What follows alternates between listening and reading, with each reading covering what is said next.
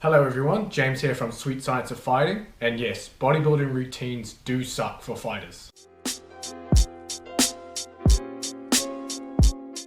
There are 5 main reasons that I believe bodybuilding routines are not good for fighters. Reason number 1 is fighting is a weight class sport.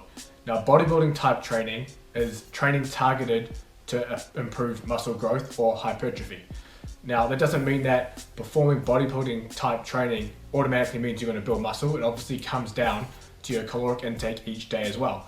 But if you don't have a strong background in weight training, then performing bodybuilding style routines will still add some muscle mass. And regardless, if you're in a weight class sport, you don't want to be adding 1 or 2 kilos or 1 or 2 pounds, because that's extra weight that you're going to have to cut when you get close to a fight. The second reason behind why bodybuilding routines are not good for fighters is that they're just too high volume. Now, volume is one of the drivers of muscle growth. That's why bodybuilding routines generally are higher volume than other training programs.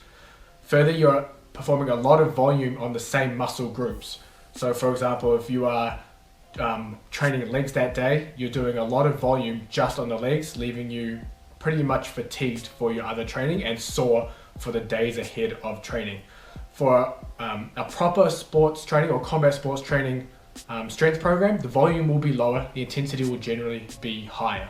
The third reason which tacks on to this high volume is the fact that bro splits are not great for sports performance. And by a bro split, I mean performing or splitting your week up into muscle groups. Now that would mean something like chest and triceps on Monday, back and biceps on Tuesday, etc. Now the biggest problem with this is, again, the amount of volume you're doing per muscle group. And secondly, you need to train 4 or 5 times a week just to make sure you hit each muscle group once. And that becomes a problem. One, mainly because, again, you're bringing a lot of fatigue into your training, which will carry over to your combat sports training. And 2, it also means that you're only training each muscle group once a week. And we know that frequency also plays a role in developing muscle strength, where if we can train the muscle group twice a week, for example, performing a full body routine, we can get better gains from that regarding strength. The fourth reason is the preferential type 1 muscle fiber hypertrophy that happens in bodybuilding training. Now there's some research out there that shows bodybuilders have more type 1 muscle fiber hypertrophy compared to powerlifters, and this just come down to the fact that bodybuilders generally perform more reps in their set and tend to target that type 1 slow twitch muscle fiber. Now just a general overview, without going too in detail, type 1 muscle fibers are your slow twitch muscle fibers. Type 2, while there are 2 different types, are your fast twitch muscle fibers.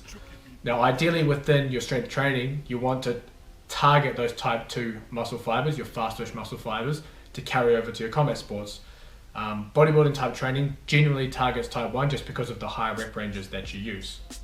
The fifth and final reason is that bodybuilding type training doesn't touch on the high velocity component within strength training. Now, we know that there's 2 sides. We have our maximal strength or even our hypertrophy style training, and then we also have our high velocity style training. Both of these have opposing adaptations, whereas if we perform a lot of maximal strength hypertrophy type training, we're essentially detracting from speed, especially if we're doing it chronically. Whereas if we're doing a lot of high velocity strength training, we're developing the contractile velocity of the muscles, meaning we can now contract our muscles faster. We're developing the ability to reduce co-contractions during movements. Now, co-contractions are essentially when 2 muscles around a joint contract. It's done for safety. So for example, if I'm performing a squat and I squat all the way down and I start pushing back up, the muscles around my hip are going to contract as a safety mechanism. However, this co-contraction is actually detrimental to speed. And within a speed movement, you want that opposing muscle to relax, which allows that limb to move at speed. So what should you do instead? Now, a strength training program for combat sports, while it can have some bodybuilding components, should be mainly revolving around high velocity movements and also around some maximal strength type movements, depending on the combat sport and the individual. Now, an easy way to go about this or illustrate this is the idea of surfing the curve, and that is the curve of force and velocity. So there's a relationship between force and velocity where movements that require a lot of force, for example performing a heavy squat, are generally slower, whereas movements that are very fast are generally lower in force, and that is the inverse relationship between force and velocity. And what we can do is we can surf this curve and perform movements that are quick. We can also perform movements in the middle that are a blend of both, and then we can perform movements that are very slow but produce a lot of force, and then we can cover our basis within that curve. So for example, a program might be starting with some jumps or throws, then you might move to some heavier jumps or throws, then you could even do some Olympic weightlifting if you wanted, and then you could finish with some heavy squats or deadlifts or anything like that, and that would cover your basis for the whole program. Now, is there ever a good time to do bodybuilding type training? Well, yes, if you've just come off a fight and you're kind of in an off-season period and you've got a lot of time to your next fight, some bodybuilding type training can help promote a lot of blood flow to the joints and the tendons and the ligaments, can give you a break from heavy lifting and hard training, and it can be good to use there in relatively small periods. If you're someone who's looking to move up a weight class, it's another good idea to add some bodybuilding type training to your program. It doesn't mean the whole program is high volume bodybuilding style. You might still touch on the high velocity component at the beginning. You might touch on a little bit of maximal strength, and then you might finish the session with 2 or 3 bodybuilding type exercises for that muscle growth to move up the weight class.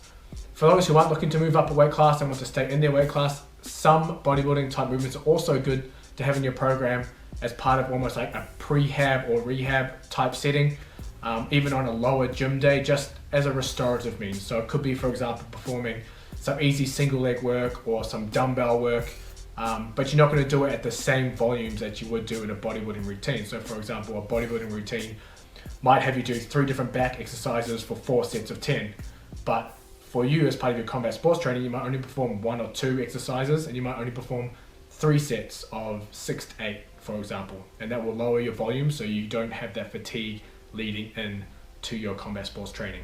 Now, if you want to combine bodybuilding and martial arts, so you don't really care too much about performing really well in either one, you kind of just like pursuing both, I've got a blog post in the description you can check out, and I kind of go through everything you need to know about balancing both the bodybuilding and martial arts training.